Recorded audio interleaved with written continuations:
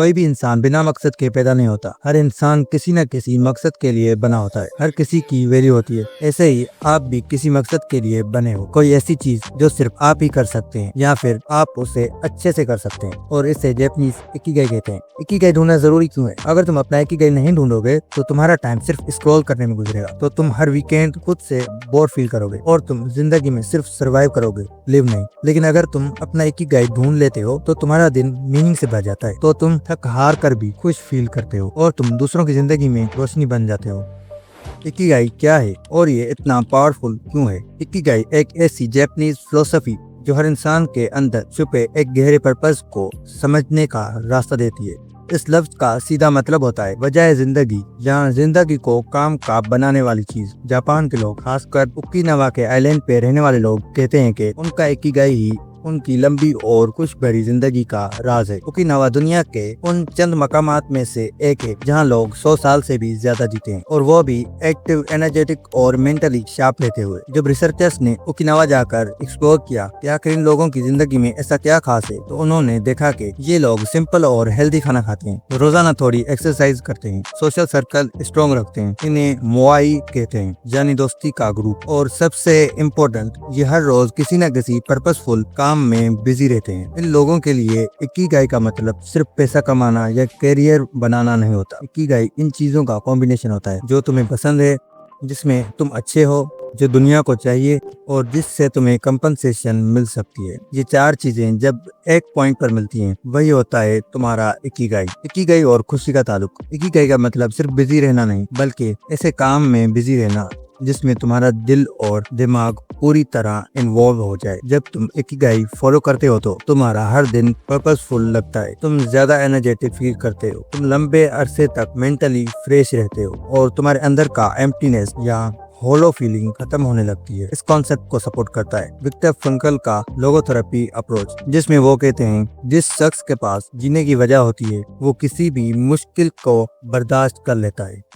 Japan में retire क्यों नहीं किया जाता है? तुमने देखा होगा कि बाकी कई कंट्रीज में लोग 60 से 65 साल की एज में ही रिटायर हो जाते हैं, लेकिन जापान में ऐसा नहीं होता। वहाँ के लोग कहते हैं जब तक जिंदा हो तब तक काम करते रहो, लेकिन वो काम जो तुम्हें खुशी दे। इसलिए ये लोग 80 से 90 साल की एज में भी अपने पैशन प्रोजेक्ट्स या हॉबीज पर काम करते रहते हैं। इनके लिए काम करना एक बर्डन नहीं बल्कि लाइफ का एक हिस्सा होता है। Real life examples. होकुसाई, एक मशहूर जापानीज आर्टिस्ट, 88 साल की एज में भी आर्ट बना रहा था। उसका कहना था मेरी असल आर्ट 70 के बाद शुरू होती है, 110 तक जिंदा रहा तो वो आर्ट जिंदा हो जाएगी। केमेन हेरीरा, एक पेंटर ने अपनी पहली पेंटिंग 89 साल की एज में सेल की, और उसके बाद वर्ल्ड के टॉप म्यूजियम में उसका काम गया। यानी इकिगाई का मतलब सिर्फ अर्ली सक्सेस नहीं बल्कि लाइफ लॉन्ग पर्पस को फॉलो करना है।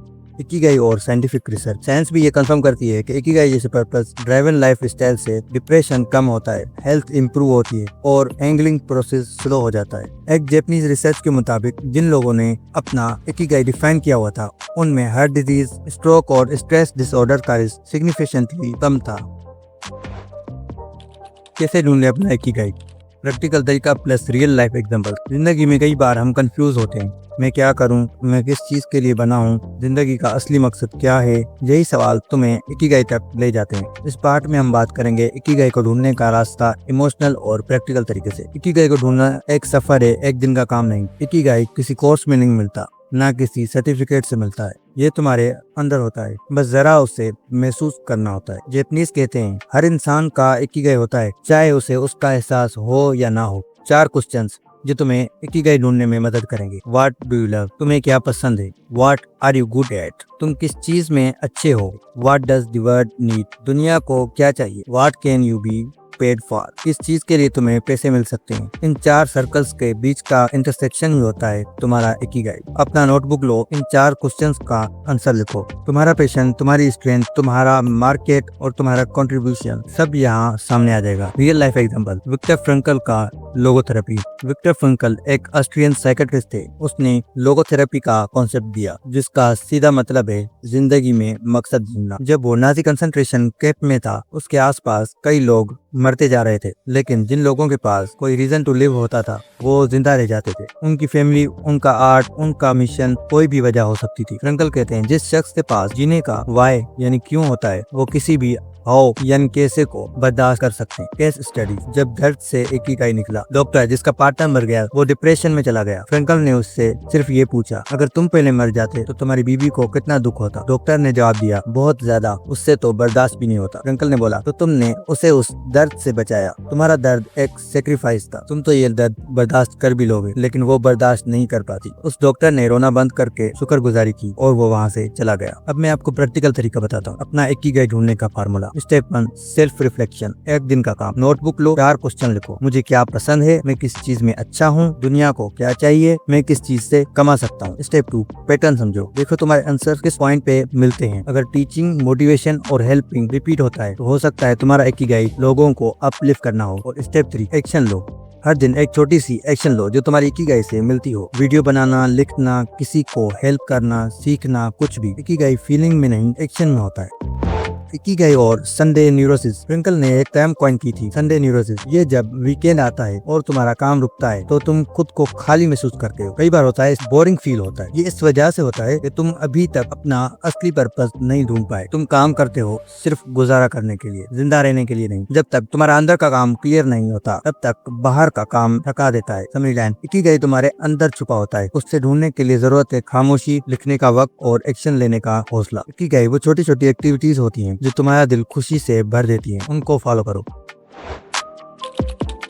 फ्लो और इकिगाई का रिश्ता। सोचो कब आखिरी बार तुम किसी काम में इतना घुस गए कि तुम्हें वक्त का भी पता न चला। जैसे एक गेमर गेम में इतना बिजी हो गया कि सुबह हो गई और उसे रियलाइज भी नहीं हुआ। कई बार या तो आप खुद या अपने आसपास अपने ऐसे लोग देखे होंगे जो पूरी रात पबजी खेलते हैं और उनको वक्त का पता भी नहीं चलता। या एक आर्टिस्ट ड्राइंग करते करते अपना मूड ही शिफ्ट कर गया, पहले उदासी थी फिर पीस महसूस होने लगा। या तुमने कभी किसी दोस्तों की मदद की हो और बाद में दिल के अंदर एक सुकून महसूस हुआ हो। ये सब फीलिंग एक चीज बताती है, तुम वो काम कर रहे थे जो तुम्हारे अंदर से आया था, वो काम जो तुम्हारे लिए नेचुरल था, वही तुम्हारा इकिगाई। फ्लो का मतलब है वो मोमेंट जब तुम किसी काम में इतने ऑब्जर्व हो जाते हो कि टाइम का पता नहीं चलता। तुम्हारा दिमाग सिर्फ उसी काम पे होता है, तुम रिलैक्स और फोकस दोनों फील करते हो और तुम्हारे अंदर से एक आवाज कहती है, बस यही काम मुझे करना चाहिए। हर रोज फ्लो में आने का फार्मूला। ऐसा काम चुनो जो थोड़ा चैलेंजिंग हो। बोरिंग काम नींद लाता है और मुश्किल काम स्ट्रेस। बैलेंस दोनों के बीच होता है। एक वक्त में सिर्फ एक चीज करो। मल्टीटास्किंग तुम्हारी एनर्जी तोड़ती है। जब फोकस एक जगह होता है तभी फ्लो आता है। काम स्टार्ट करने से पहले एक छोटी सी रूटीन बनाओ, जैसे एक कप चाय या फेवरेट म्यूजिक या दुआ। ये तुम्हारे माइंड को सिग्नल देता है टाइम टू फोकस। डिस्ट्रक्शन बंद करो, फोन को एयरप्लेन मोड पर लगा दो, एप्स म्यूट। तुम्हारा फोकस जितना टाइट होगा उतना फ्लो गहरा होगा।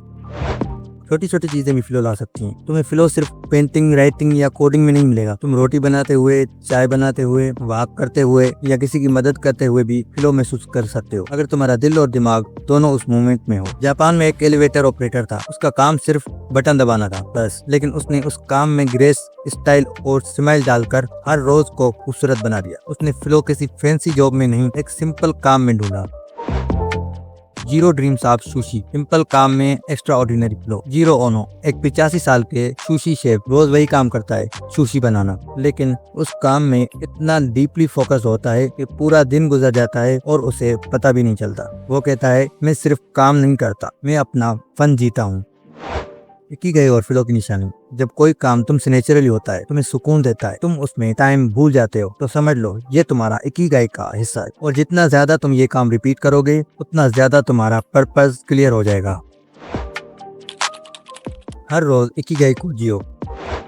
एक्शन, पर्पस और पीस का फार्मूला। इकिगाई सिर्फ सोचने की चीज नहीं, ये जीने की चीज है। जब तक तुम इकिगाई को डेली लाइफ में नहीं लाओगे तब तक उसका मैजिक एक्टिव नहीं होगा। इस फाइनल पार्ट में हम बात करेंगे action based Japanese therapy, Morita therapy. Daily routine में इकिगाई को कैसे लाएं और एक पावरफुल कंक्लूजन जो तुम्हारे अंदर से आवाज निकाले, मैं जिंदगी को किसी वजह से जी रहा हूँ। मोरिटा थेरेपी, सोच से ज्यादा अमल पे यकीन। शोमा मोरिटा एक जापानीज साइकियाट्रिस्ट था जिसने एक पावरफुल टेक्निक बनाई। इमोशंस को कंट्रोल मत करो, बस काम करते रहो। ये थेरेपी कहती है दुख, घबराहट, एंजाइटी सब नॉर्मल है, इनको कंट्रोल करने की जरूरत नहीं, बस अपना काम करते रहो। मोरिटा थेरेपी के 3 रूल्स। जो महसूस हो रहा है उससे एक्सेप्ट करो, जो काम जरूरी है उससे करो, चाहे मूड हो या ना हो। अपना पर्पस याद रखो, हर दिन एक छोटा सा एक्शन लो। रियल लाइफ एग्जांपल, फीलिंग्स को साइड में रखकर एक्शन। सोचो एक स्टूडेंट एग्जाम से पहले एंक्शियस है, उसका दिमाग कह रहा है मुझसे नहीं होगा, मैं फेल हो जाऊंगा। मोरिटा थेरेपी कहती है ये थॉट आना नेचुरल है, बट स्टिल उठ के बुक खोलो, 10 मिनट ही सही। ऐसा करते करते तुम्हारा दिमाग फीलिंग से ज्यादा एक्शन पे फोकस करना सीख जाता है। यानी इकिगाई का मतलब सिर्फ मोटिवेशन नहीं, डिसिप्लिन और एक्शन भी है।